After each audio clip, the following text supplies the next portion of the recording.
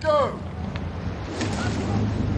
So it's a heat of the next round of the Prince of Wales Challenge Cup, intermediate open quads between Bath University on the left of your screen and Entente Nautique Aveyron d'Aix-les-Bains and Aveyron Grenoblois from France. Yeah, this French crew, a composite of multiple different clubs, as we heard. No Henley experience on board in that combination, but certainly a very, very experienced outfit. Maybe just getting the ascendancy in the opening exchanges here as we leave the shadows of Temple Island. So it was tight along. I mean, they're still pretty side by side, aren't they? Trading blows as they come here. Looked like the French had a nudge out of the island, but I think actually it's looking really strong from Bath too.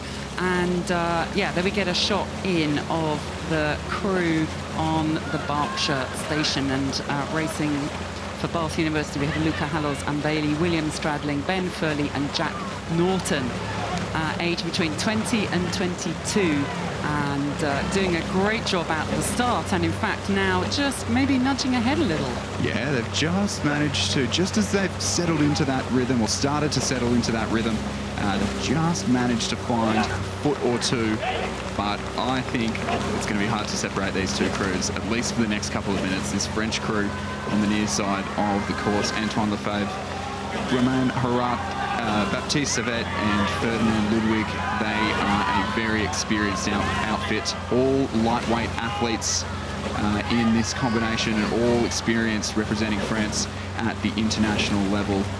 So a quick look across there, wasn't it, from the bowman, from Antoine Lefebvre, who perhaps can't quite believe the pressure that they're being put under by Bath University crew here, coached by Thomas Selby, and, you know, putting together a really tight race. We can see both crews from behind here, rating at similar level. The French are often very famous for going out pretty high rate, but I'd say they're both at similar level and pretty even.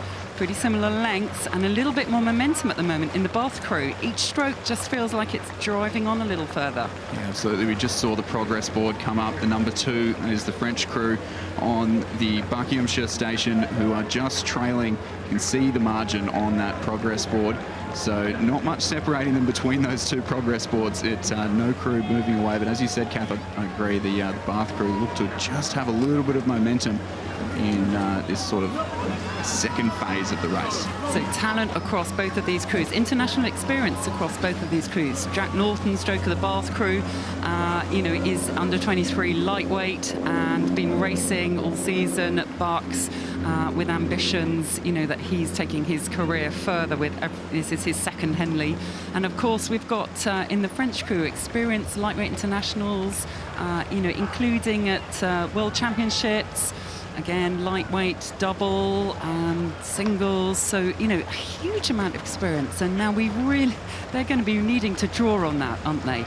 And a huge shout out, hello, bonjour et bienvenue à tous nos spectateurs à Aix-les-Bains Grenoblois. We love having an international audience here.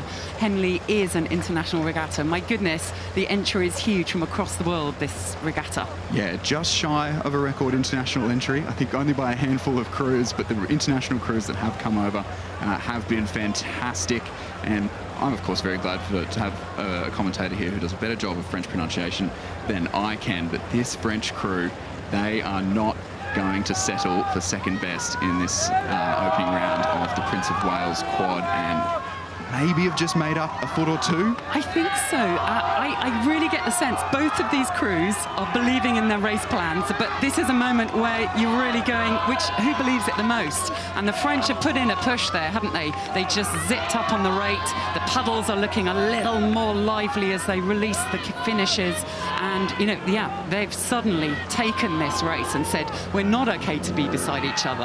Yeah, you talk about that faith in the race plan, and the French certainly have that faith. That was definitely a move that was planned and really deliberately executed. But now Bath are responding, and this is the best thing about when you've got these two crews so close together. You see the back and forth, you see a push from one. That was probably the biggest move of the race so far from the French, and then the Bath crew, they've gone, no, we've worked hard for that opening lead, and we're going to take it back here in the middle of the race. So very sensibly in the Bath crew, like they've still got contact, and they need to have cool heads now. They need to be really tight. They won't have loads of extra power. They've got to think about what can they tighten up on the technique, on the timing. Can they be any sharper?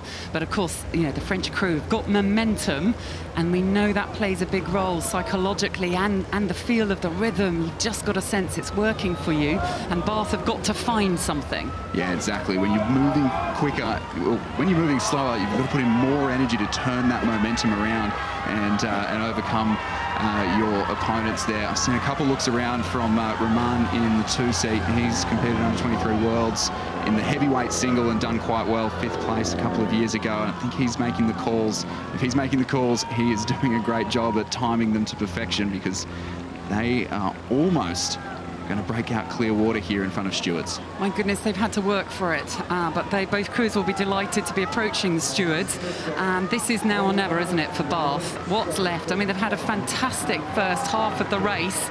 That killer push that was put in sort of just after halfway by the French crew has asked them a lot of questions, and now they've got to throw it all in, haven't they? They've got to see what's left. You can see them trying to take it up, sharpen it up, but I think the French have got a sense, a sniff of the finish and the advantage they've got that makes it easy. Oh, the gritting of the teeth at Jack Norton. I mean, what a gutsy row.